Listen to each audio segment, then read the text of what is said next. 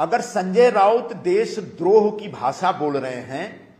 और संजय राउत देश विरोधी बयान जारी कर रहे हैं और सरेआम बयान जारी कर रहे हैं, अगर संजय राउत चाहते हैं कि नेपाल जैसी हिंसा हिंदुस्तान में भी भड़कनी चाहिए, नेपाल की तरह हिंदुस्तान के भी संसद को जलाना चाहिए, राष्ट्रपति भवन को जलाना चाहिए, केंद्रीय सचिवालय को जला देना चाहिए, अगर संजय राउत को लगता है कि नेपाल की तरह हमारे मंत्रियों को सरेआम पीटा जाना चाहिए, तो निश्चित तौर पर यह एक देशद्रोह का मामला है। और अगर उद्धव ठाकरे चुप है और संजय राउत के इन बयानों के खिलाफ खड़े नहीं हैं, तो निश्चित तौर पर उद्धव ठाकरे भी संजय राउत के इस देशद्रोही मंसूबे के साथ खड़े हैं, ऐसा अनुमान लगाया जा सकता है। मैंने महाराष्ट्र सरकार के साथ ऑलरेडी बात की है और मैंने निवेदन किया है कि मुंबई पुलिस को इस विषय पे सुओ मोटो एक्शन लेना चाहिए। बार बार अपने तीनों ट्वीट में बार बार प्रधानमंत्री श्री नरेंद्र मोदी जी को टैग करना संजय राउत की तरफ से, उसके बाद नेपाल के वित्त मंत्री को जो दौड़ा दौड़ा के मारा गया उस वीडियो को टैग करके लेकर के उस वीडियो को लेकर भारत के वित्त मंत्री निर्मला सीतारमण को टैग करना और नेपाल में जो हिंसक घटनाएं घट रही है उसका वीडियो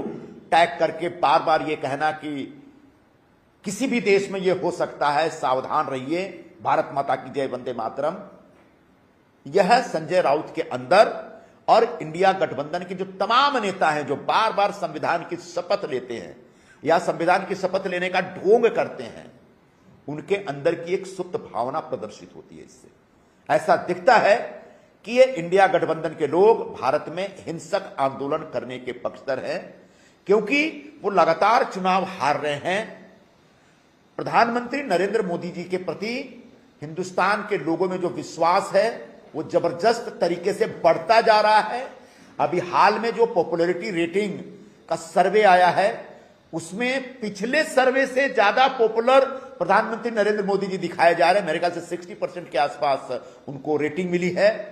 तो ये सब देख करके उनके अंदर एक कुंठा और फ्रस्ट्रेशन पैदा हो गया है और इस फ्रस्ट्रेशन की वजह से उनका जो नया मैनिफेस्टेशन है वो सिर्फ इतना है कि अब हिंसा भड़काया जाए। लेकिन याद रखें, वो हिंसा भड़का नहीं सकते, क्योंकि भारत एक लोकतांत्रिक देश है, भारत एक सभ्य देश है, भारत इस प्रकार की हिंसा में विश्वास नहीं करता। भारत में जो लोग इस प्रकार की हिंसा में विश्वास करते थे उनको धीरे धीरे हमने खत्म कर दिया।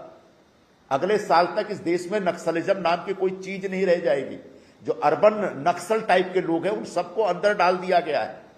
हाँ, जिनको इस देश में संविधान में विश्वास है, कानून में विश्वास है, वो सामने आए और कानून के आधार पर, संविधान के आधार पर